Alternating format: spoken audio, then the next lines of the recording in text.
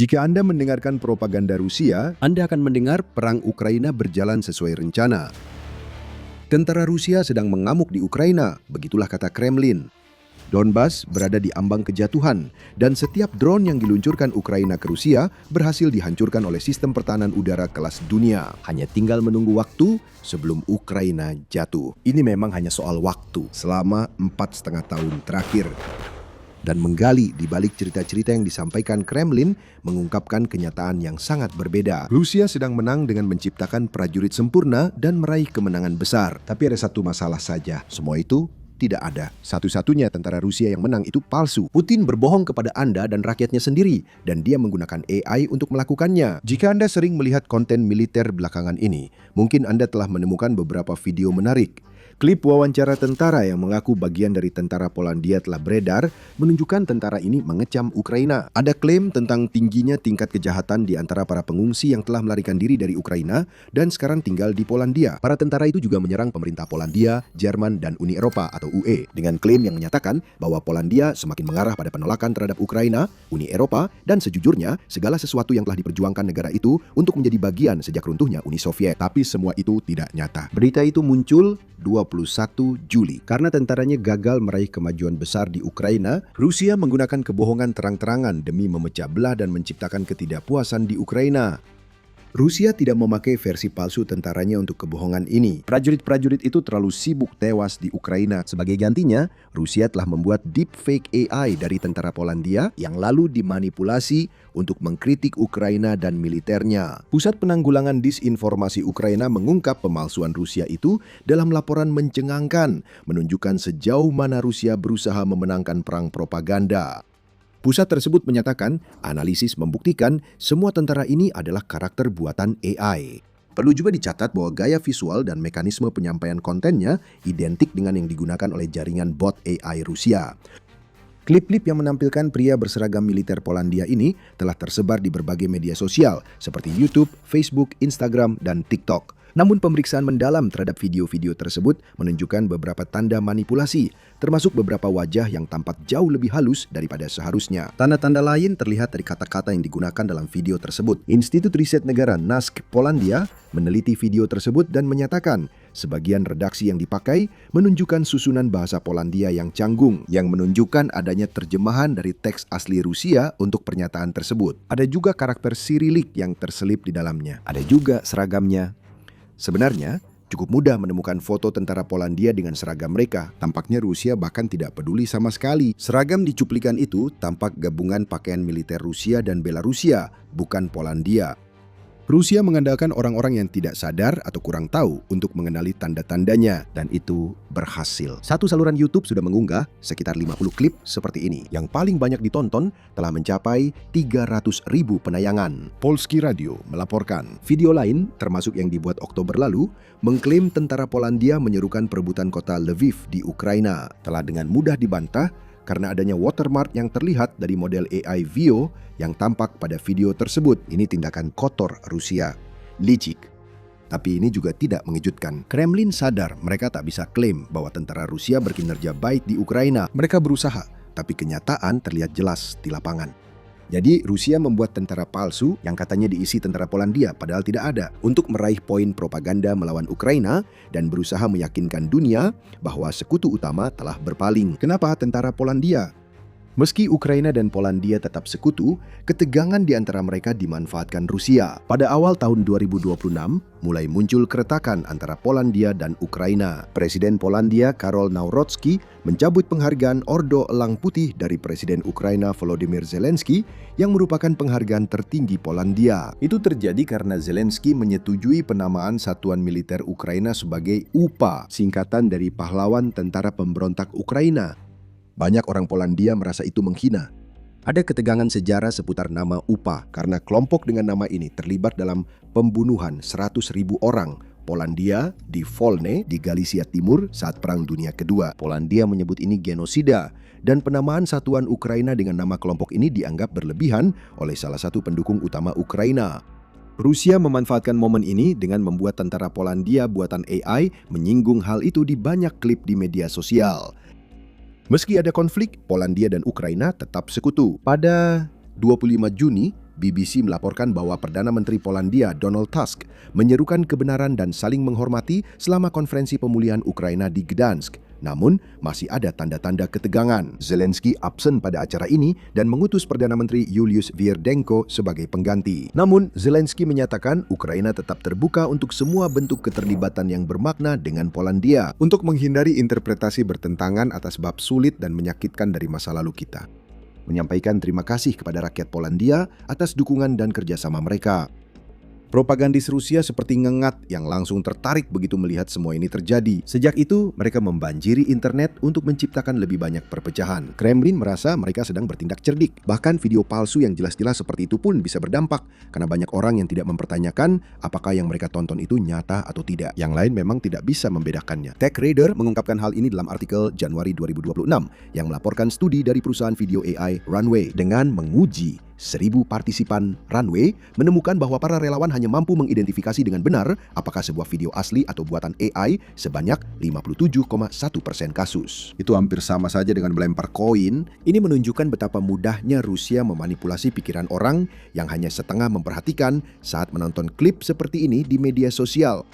Kremlin tidak butuh orang menonton video ini. Mereka ingin orang mendengar pesan palsu itu. Bahkan, Rusia membutuhkan mereka untuk mendengarkan, karena mereka tahu bahwa mengungkap kenyataan tentang apa yang terjadi di Ukraina akan menjadi bencana. Tentara palsu Rusia kini menarik banyak penonton dan memengaruhi opini. Tapi tentara aslinya gagal besar-besaran, terhenti di Donetsk dan kehilangan wilayah di tempat lain. Prajurit Rusia tewas dalam jumlah besar. Rusia kehilangan antara 1.000 hingga 1.500 prajurit setiap hari. Dan jumlahnya terus meningkat. Pada bulan Juni, Rusia kehilangan 39.490 tentaranya. Dan menurut Al Jazeera, mereka sulit menambah pasukan karena hanya merekrut 24.000 sampai 30.000 tentara kontrak per bulan. Inilah kenyataan yang tidak ingin Rusia perlihatkan kepada Anda. Tentara gagal di Ukraina dan kematian dalam skala tak terbayangkan. Rusia membuat tentara Polandia palsu dengan seragam campuran Rusia dan Belarusia untuk mendiskreditkan Ukraina, Polandia, dan Uni Eropa menggunakan bahasa terjemahan dari teks Rusia. Dan kepalsuannya semakin parah. Apa yang kita lihat di sini bukan kejadian terisolasi. Ini bagian dari kampanye disinformasi besar Rusia untuk menutupi kenyataan tentang Ukraina selama bertahun-tahun. Korban deepfake bukan hanya orang Polandia. Prajurit Ukraina juga mengalami perlakuan yang sama. Hal-hal seperti ini yang kami bahas di acara militer ini. Kami memberi Anda wawasan tentang realitas invasi Rusia. Jika Anda menyukai apa yang Anda lihat dan ingin melihat lebih banyak, tombol berlangganan dan notifikasi tinggal 1 klik lagi.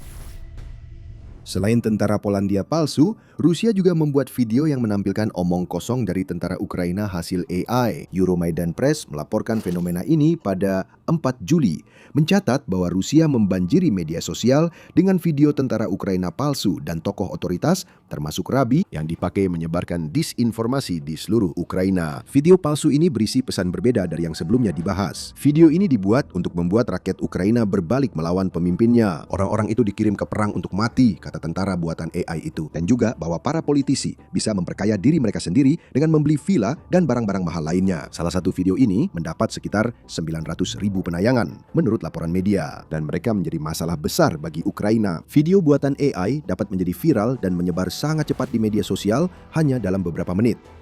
Video cek fakta bersifat reaktif, seringkali butuh waktu berjam-jam untuk diunggah online dan kurang menarik perhatian karena tidak terlalu provokatif. Era disinformasi sudah datang, Rusia sangat menikmatinya. Mereka sudah menyukainya selama bertahun-tahun. Video ini hanya sebagian kecil dari jaringan bot akun media sosial yang menyebarkan video palsu selama bertahun-tahun. Sebagai contoh, pada Agustus 2024, media Ukraina bernama Texty melakukan investigasi terhadap jaringan TikTok yang berisi 2.000 akun yang semuanya palsu, semuanya membagikan tagar anti-mobilisasi. Ada juga dokumentasi video buatan AI yang menunjukkan tentara Ukraina tampak menyerah pada pasukan Rusia di daerah seperti Pokrovsk. Semua dirancang untuk membuat rakyat Ukraina yakin negaranya kalah perang lawan Rusia. Yang berubah pada tahun 2026 adalah sifat dari video-video ini. Sebelumnya, Rusia memakai konten AI untuk menyebarkan video palsu dengan orang-orang buatan AI tanpa otoritas nyata. Itu bukan yang kita saksikan di 2026. Baik lewat kemajuan AI maupun Rusia makin menguasai teknologi yang digunakannya, gelombang baru. Video ini berfokus pada sosok yang dianggap sebagai figur otoritas, prajurit, pemimpin militer, orang lain yang mengaku sebagai tokoh agama atau politik, kini menyampaikan pesan yang diinginkan Rusia. Sekali lagi, tidak ada satupun yang nyata. Tapi itu tidak masalah. Jika sebuah video palsu menjadi viral, perbaikannya memakan waktu berhari-hari dengan asumsi penonton ingin mencari tahu lebih dari yang mereka lihat sejak awal. Institut Intelijen Molfar membagikan daftar hal yang perlu diperhatikan jika Anda ragu sedang menonton konten AI atau bukan. Cacat visual seperti efek uncanny valley pada wajah akibat kedipan mata tidak teratur, tidak adanya mikroekspresi yang jelas tidak ada dalam video-video tentara Polandia palsu, dan desinkronisasi suara, semuanya merupakan petunjuk. Begitu pula anonimitas sumber dan video yang sama yang mendadak muncul di puluhan akun dalam beberapa menit. Periksa juga akunnya, kata institut. Jika akun-akun tersebut baru atau hanya berisi jenis video yang sama, itu adalah indikator yang cukup jelas bahwa Anda sedang melihat jaringan bot. Ratusan atau ribuan suka, seringkali disertai komentar umum dalam beberapa menit atau jam pertama setelah video tayang, juga bisa menjadi petunjuk. Rusia yakin kebanyakan orang tak akan mengikuti langkah-langkah ini. Karena itu, Rusia melakukan pemalsuan seperti ini. Yang mencolok di sini adalah perbedaan yang semakin jelas antara cara Rusia menggunakan AI dibandingkan dengan cara Ukraina menggunakan teknologi tersebut. Rusia membuat pasukan palsu buatan AI berisi orang yang menyebar pesan palsu di media sosial. Bagi Rusia, ini soal disinformasi karena Rusia tahu bahwa mereka tidak bisa bersaing dengan Ukraina dalam hal penerapan militer nyata dari penggunaan AI untuk benar-benar memenangkan perang. Ukraina lebih unggul dari Rusia dalam pemanfaatan AI untuk serangan. Kita melihat hal itu dalam kampanye serangan tengah yang digunakan Ukraina untuk menghancurkan wilayah belakang dekat Rusia sepanjang sebagian besar tahun 2026. Kampanye itu memakai drone AI yang bisa mendeteksi dan menyerang target di belakang garis depan secara mandiri.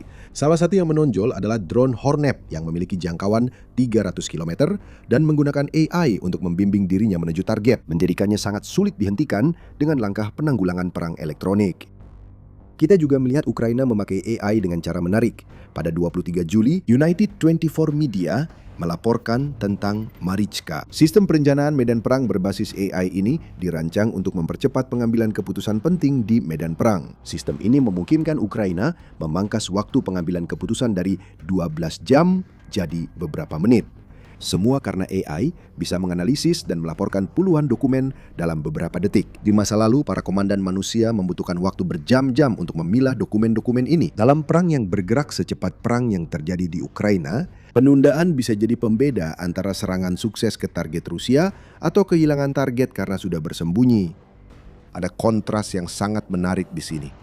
Ukraina pakai AI untuk meraih hasil di medan perang, sementara Rusia menggunakannya untuk membuat tentara palsu dan video yang dirancang untuk mengecoh orang-orang yang tidak memperhatikan sebagaimana mestinya. Pemalsuan tidak hanya terjadi pada video AI.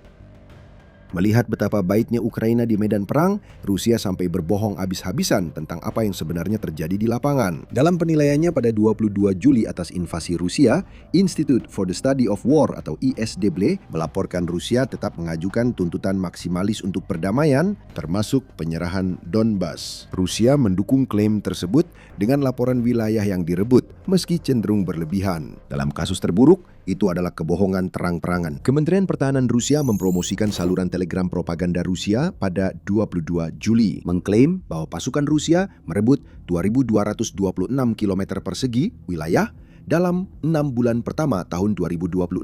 ISW telah mengamati bukti untuk menilai hal itu. Pasukan Rusia hanya merebut total bersih 81,1 km persegi sejauh ini di tahun 2026. Sebagian karena serangan balasan besar Ukraina pada musim semi dan musim panas 2026. Dan merebut atau menyusup ke 626,85 km persegi sejauh ini di tahun 2026. Lapor ISW. Lebih dari 2.100 km persegi wilayah yang diklaim tidak dikuasai Rusia merupakan penggelembungan besar. Rusia kembali menegaskan klaim bahwa pasukannya telah menguasai kota Konstantinivka di sabuk benteng. Klaim-klaim tersebut mulai beredar pada awal Juli dan langsung dibantah oleh staf umum Ukraina. Staf umum menyatakan Ukraina masih mempertahankan posisinya di kota itu. CNN menyebut sumber pemetaan independen dan kesaksian video dari tentara Ukraina membuktikan klaim itu salah. Apa yang sebenarnya tampak dilakukan Rusia adalah mengirim penyusup ke dalam kota, membuat mereka mengibarkan bendera untuk direkam dalam video, lalu kabur kembali ke tempat persembunyian mereka, di mana mereka menunggu untuk dideteksi drone Ukraina. Itu semua kebohongan dan propaganda. Sama seperti video AI, tapi memang begitulah cara Rusia. Kebohongan adalah senjata pemusnah massal Rusia yang sebenarnya, dan mereka telah menggunakannya seperti itu selama puluhan tahun. Ironisnya, Putin sendiri mungkin juga menjadi korban kebohongan ini seperti orang lain. Pemimpin Rusia dikenal sering memutarbalikkan fakta. Mungkin sekarang sampai pada titik di mana dia bahkan tidak bisa melihat kenyataan di balik versi palsu yang telah dia ciptakan untuk dirinya sendiri. Inilah pria yang tetap menyebut perang hampir 5 tahun itu sebagai operasi militer khusus. Dia akan meniru ucapan para jenderal penjilat saat mereka memberitahunya Rusia meraih kemajuan besar. Dan dia bahkan tidak akan mempertanyakan mengapa Donetsk belum jatuh, juga mengingat kemajuan besar itu. Putin terus-menerus terjebak oleh propagandanya sendiri. Dia melakukannya saat dia menginvasi Ukraina. Orang-orang yang dia pekerjakan menyebarkan cerita bohong bahwa Ukraina lemah dan mudah diambil alih. Putin kira militer Rusia hanya perlu beberapa hari untuk menang. Kita sudah melihat bagaimana hasilnya. Putin mungkin terus-menerus berbohong tanpa malu. Namun hal itu membuatnya menciptakan dunia di mana kebenaran mustahil diketahui. Hari ini, Putin adalah seorang pria yang tampaknya sengaja hanya dikelilingi delusinya sendiri. Pada bulan Mei, Forbes melaporkan bahwa Putin menghabiskan sebagian besar waktunya berpindah-pindah antara bunker bawah tanah, dikelilingi personel keamanan dengan perintah ketat memeriksa apapun dan siapapun yang mendekat. Dia tidak mengetahui kenyataan. Dia sudah lama tidak melihatnya. Ironi lucu dari semua ini adalah Putin sendiri mungkin akan tertipu dan percaya video AI tentang orang Polandia dan Ukraina palsu itu nyata jika menontonnya. Kita tak bisa memastikan apakah Putin yang memerintahkan pembuatan video ini. Dia mungkin tidak tahu video-video itu ada. Namun video-video itu jelas membuktikan Rusia masih berbohong. Namun itu juga tanda keputusasaan.